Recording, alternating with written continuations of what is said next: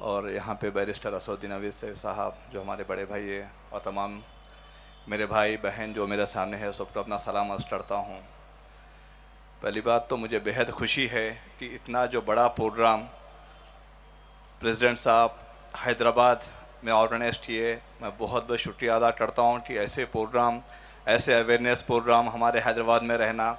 जब ये प्रोग्राम की इत्तला मुझे मिली तो मैंने जाके सीएम साहब को बताया कि इस प्रोग्राम को ऑर्गेनाइज कर रहे हैं, तो उन्होंने तमाम डिपार्टमेंट वालों को बोला कि यहाँ पे कोई चीज़ की कमी ना हो, कोई चीज़ में तकलीफ़ ना हो, इसका खुसूसी इंतज़ाम करे। जो भी सपोर्ट इस कमेटी को चाहिए उसको देना, पर मुझे तो ऐसी कोई तकलीफ़ नहीं दी है। तो अल्हम्दुलिल्लाह प्रोग्राम तो बहुत अच्छी तरह से ऑर्गेनाइज किए।